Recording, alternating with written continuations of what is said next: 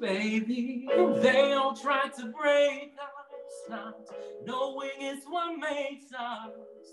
This is how we found our way to our interview with William on Wee Wee Blogs.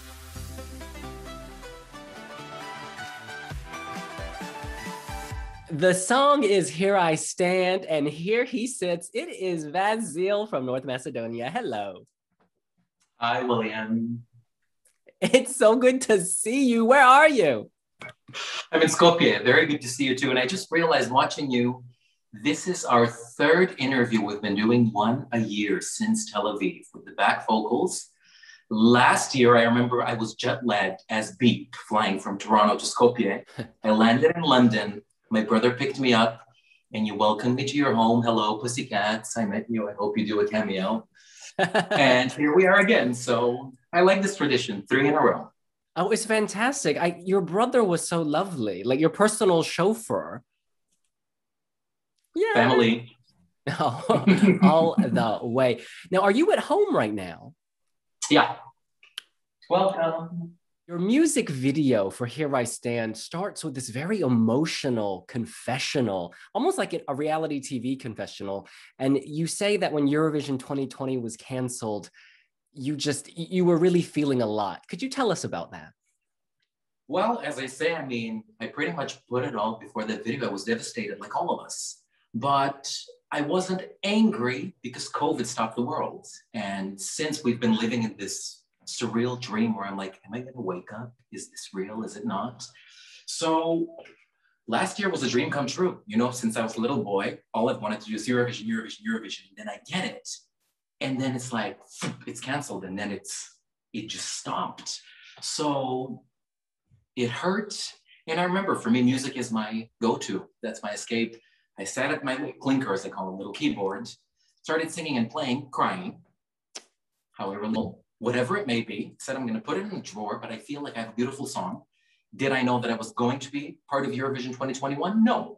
And I held my breath for about 8 months until they called me this January 20th. And then it was like, I can finally breathe.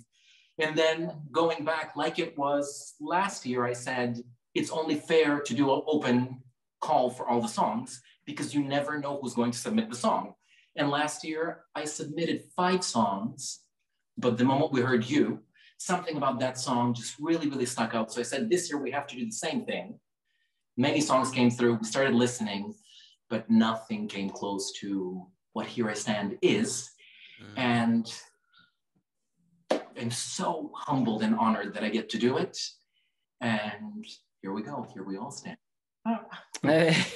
There's almost something spiritual or divine that, you know, in your moment of despair, this beautiful song was born, like, and then it stayed with you all this time. That must be a really strange feeling, knowing you have that, you know, in your drawer ready to go, and you're just waiting for the call. Well, it's a beautiful feeling, and it's in a way timeless for me. And that's what I love about the song, which I'm glad we chose it, because it touches everybody. Maybe it's not your cup of tea, the kind of song it is, but the message of it, you know, we all go through so much in our lives, and that's the song. You have to celebrate the moment. Yes, we've been through so much, but come on, look at last year. I think that's what inspired it the most. We've been through so much. They will try to bring us down, but good luck. So. There are times when I remember back, the child about to crack, I'll tell him, wait, you won't be long, trust your heart and just stay strong. Now, you're clearly singing to Europe, but are you also singing to yourself? Yes, I believe that's an address to all of us, because I always say many people nurture the kid inside of you, because that's what's going to, you know, that curious little devil or monster or whatever kind of a kid you were, that, you know, it's going to be okay. And I always say, what is the message to little you now, having grown up and still growing up? So that is definitely an address to the little you inside of you. It's funny. I think of the finale of RuPaul's Drag Race, where she's always like, what would you say to 6-year-old Vasil? Well, just stay strong and hold on, baby, because you got it. Oh, thank you so much. You do, Hunty. You do. Now, I'm curious, in your own life, and we discussed this extensively in our previous interview, going from being your country's biggest childhood star to then relocating to the United States. I guess when you were a child, when were you about to crack? What was the most difficult period?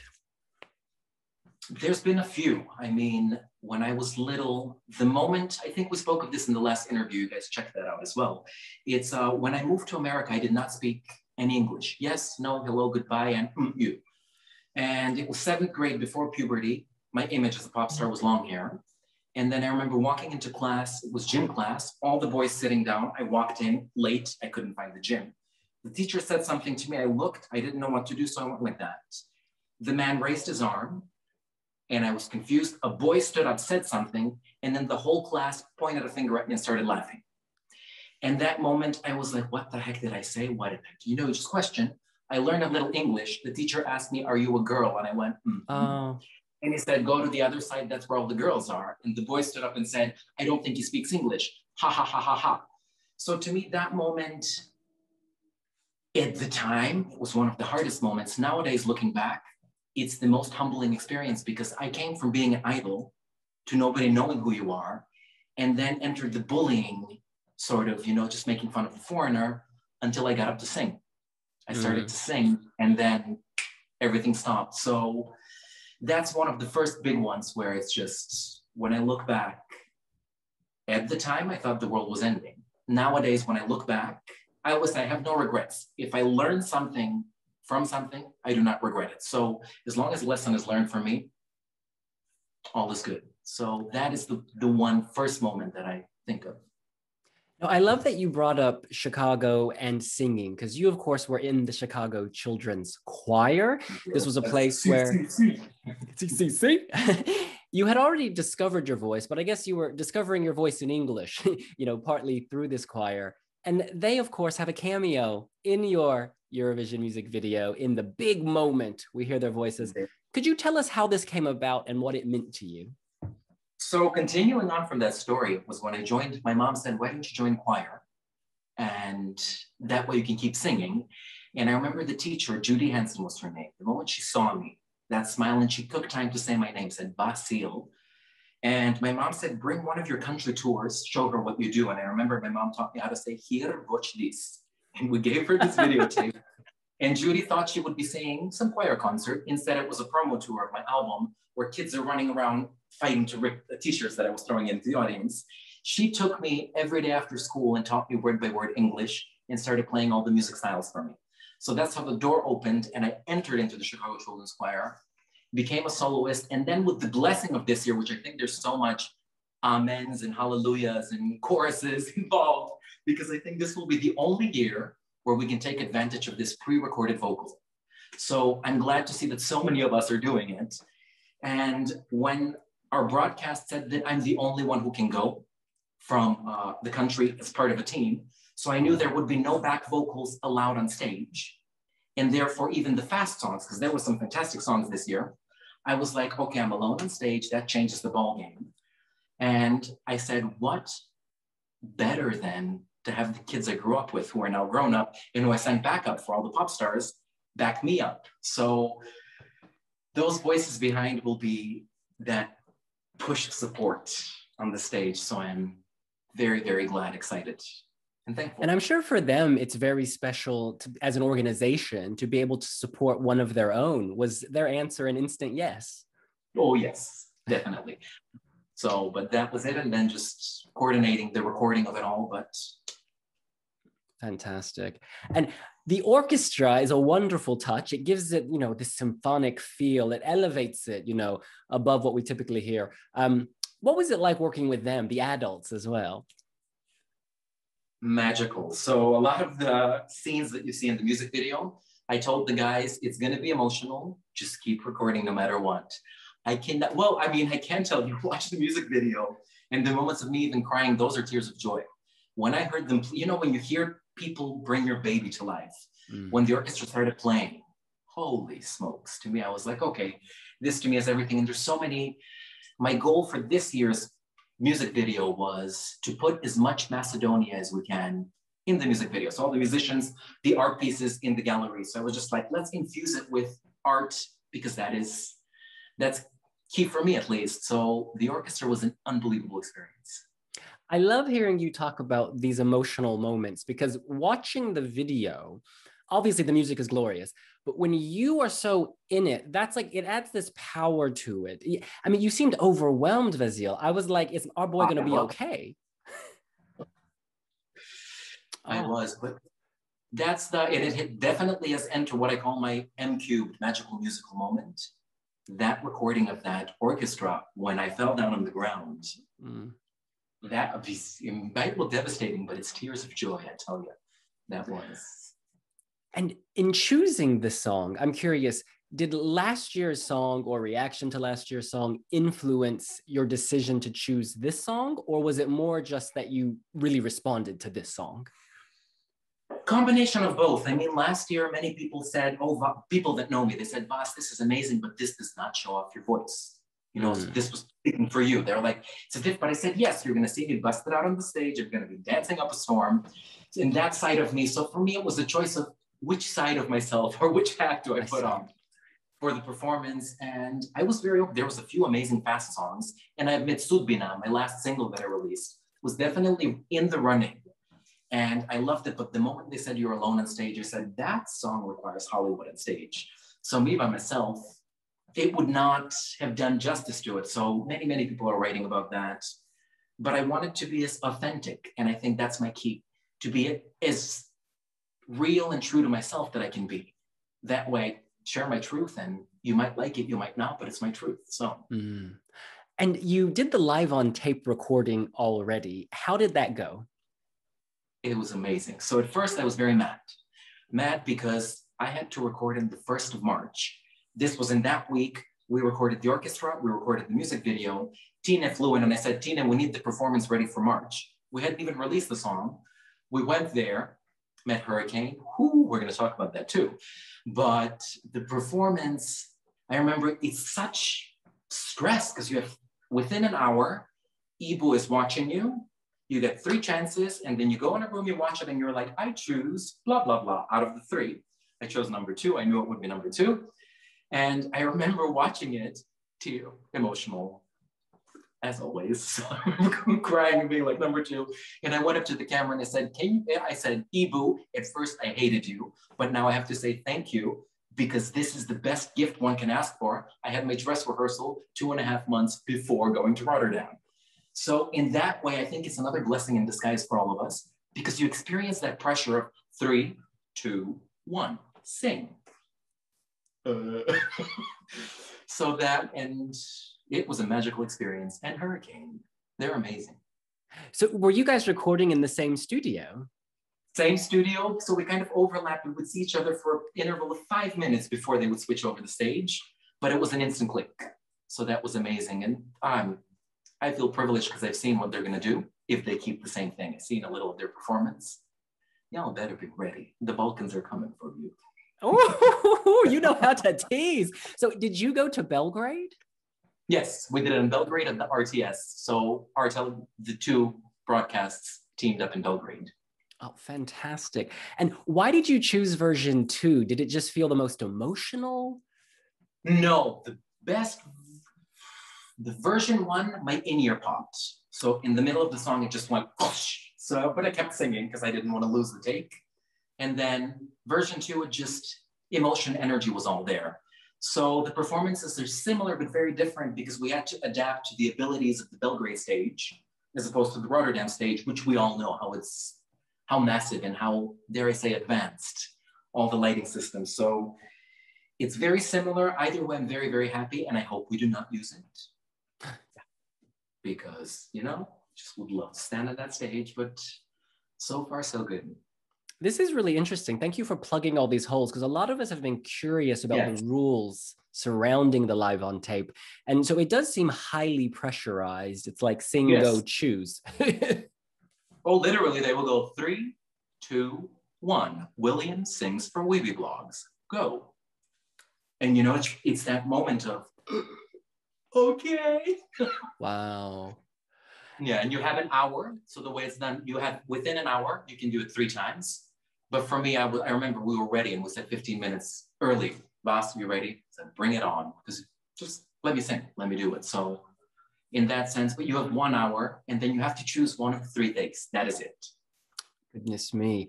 Well, for Rotterdam, will it be drastically different? Yes and no. There are elements that are going to be added. We are catering it to the little screens, if that's a little hint for you. I told you that I'm by myself and it is magical. So I'm excited.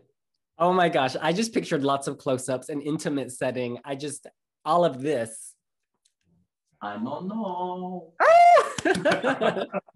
Because this is something we've said about a few acts this year. I think the full power of this will only be experienced live. Because you have this beautiful opera background. You have a great vocal, you can deliver, and clearly you feel the emotion. And so I'm curious, do you tend to agree that the live experience may be different to that music video? It will be very different. But I feel like that's the case for all of us. Last year to me is going to be the what if year. You know, we all have our favorites. We saw the music videos, promotions, everything, but we never saw each other on the same stage, under the same lights, under the same microphone. So this year, it's amazing to see what is going on, but just let us get on that stage. That's the thing that I'm looking forward to. Now, your song is, of course, about the theme of perseverance and keeping going, even when people are kind of throwing things in your path. And this recently took on a whole new level of relevance because there was a controversy that arose related to your music video. It was filmed inside of your country's beautiful National Gallery. And in the background was an artwork consisting of 3 colors, cream, green, and a rusty orange, which some people interpreted as being the sort of white, green, and red of the Bulgarian flag. Drama ensued in which they said this is inappropriate. Petitions were launched to remove him. First of all, how did you discover the controversy and what was your reaction once you heard about it? I was shocked. I mean, I couldn't believe until I realized that this is an organized attack, that no matter what I would have done, people would have gone for it. And the sad thing was so many things taken out of context to create something that is not true. And it created this, dare I call it, an avalanche of negativity, but it inspired me. And I said, holy smokes, I wrote a song where it says, they all tried to break us, not knowing it's what makes us. And in a way, not made me stronger as a human being, but as an artist. And I wanted to keep it local at first, because I said, you know, there's always drama with people will find something to complain, which is a compliment in a way, you know? There's dust, so let it. But the thing for me that gave me hope was the moment I released on Twitter, Voice for the Voiceless, here we stand together. And I get goosebumps even now saying it. The reaction of the Eurovision family, the fans, was unbelievable.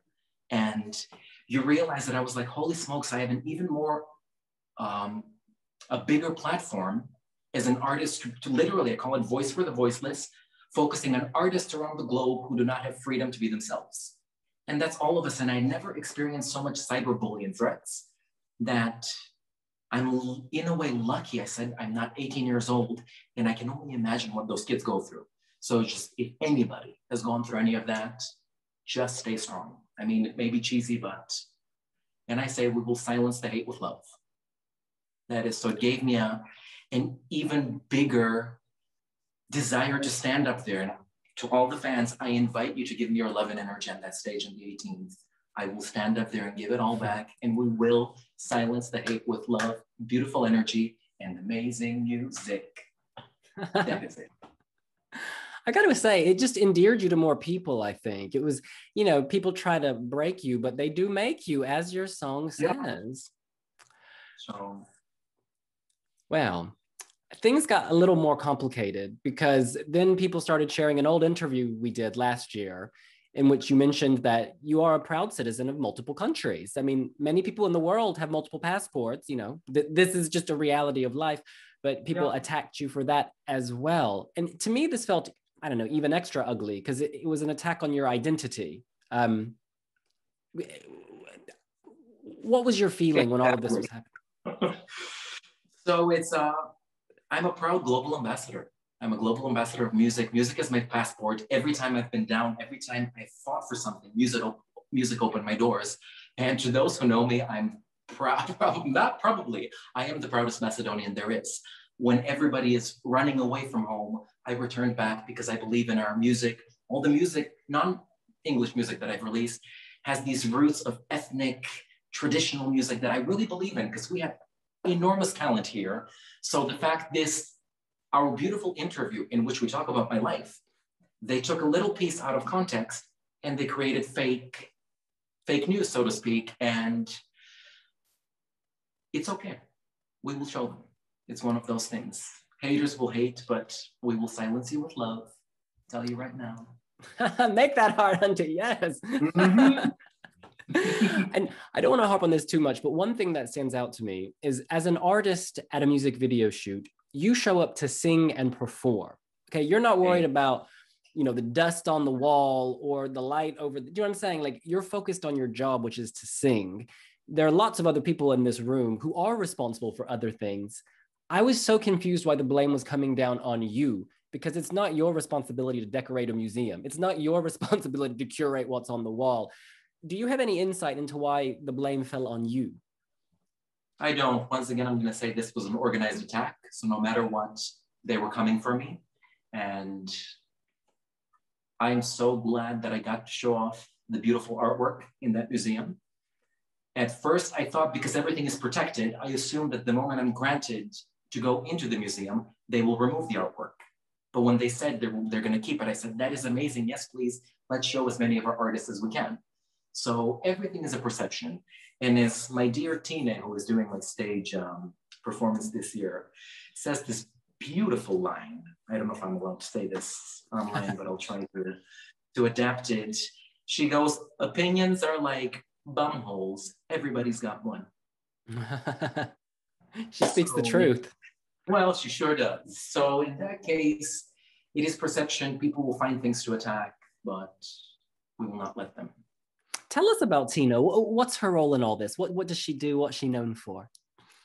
So Tina and Maria, I met them in Tel Aviv. They did Tamar's performance. We're proud. And I remember we had this routine. We'd go to the gym in the morning and then go to the pool because we had beautiful weather in Tel Aviv, if you remember. And I told them, I said, the day will come when I go to Eurovision, and I promise you, I am not going without you.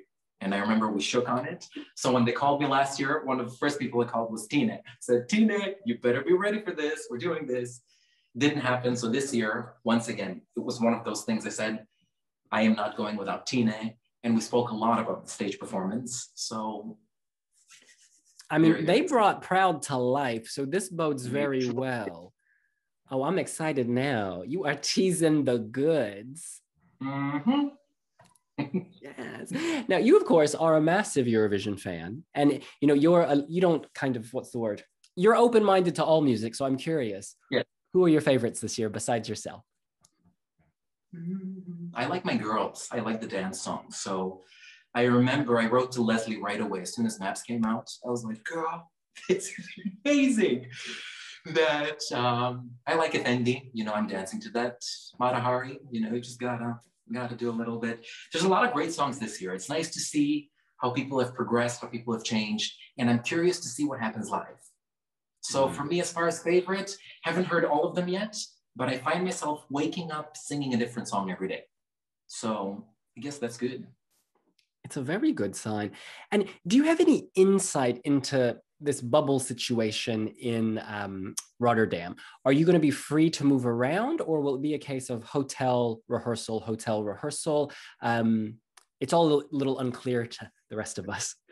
It is unclear to me too. So from what I understand, it's hotel, arena, hotel, but we might be allowed to exercise outside if we're running. In that case, I'm going to be in track pants all the time. Where are you going, boss? I'm running to the museum today. I'm running to the bridge. So I feel like, I don't know. I hope so, but it is such a weird time. But the fact that we're going, I think, is always see the good. So I'm excited, even if we know that it's not going to be an empty arena. Everything is just to give that energy, no matter what. I feel that a lot of people, if not the most, will be watching this year from home because people can't go out anyway. So even if you're not a fan, I think you're going to watch it. So I think it's going to be a beautiful, beautiful, beautiful show. Babes, when you're running to the bridge, I'm gonna have my GoPro. I'll be 12 feet away. It's got a great mic. We will multitask, exercise, and interview. How is it going? Here I don't stand, here I run. Yes. You know what? And I mean this as a compliment because some people misinterpret this. It does have a Disney vibe, but Disney songs win Oscars. They're looped. Children love them. Adults love them. It cuts across generations. How do you respond to that comparison when people say it has a Disney vibe? I see it as the biggest compliment. Yes, please. I was like, keep putting those words in the universe for me. Disney, there was musicals. You took me to, what was it? Is it Shizuoka Arakawa. We took me to Japan, to China, but that's all good. I appreciate that too. But it's amazing keywords. And once again, it's all a taste. And that's the beauty of Eurovision. You see such an eclectic platter of all these different music styles. And once they're all live on stage, that's when you get that show. So that's what I'm also I was interested this year in the running order because Ibu had seen our live on tapes before they made the order. So I don't know if a lot of people thought about that. That's so interesting. In a way. So I was just like, okay, but I thought of that because I'm like, okay, they've seen all of that. So it gave them a different level. So put that in the analysis. Mm-hmm. Oh my goodness. Our minds are spinning, Vasil. This is crazy. But look, I don't want to take too much of your time. So final question for you. Do you have a message for all of your international fans who are watching you right now on Wiwibloggs? Yes, I do. I want to say thank you. And the line that I said earlier, we will silence the hate with love, positive energy, beautiful music. Always go from truth. Nobody can touch that. And once again, I invite you to give me your love, your energy, and your vote if you think I deserve it. And I will sing my heart out for all of us. Love you. He is Vasil. The song is Here I Stand. If you want him in the final, you need to vote. So pick up your phone, your app, whatever it is, and hit that button. Vasil, thank you so much. Thank you, William.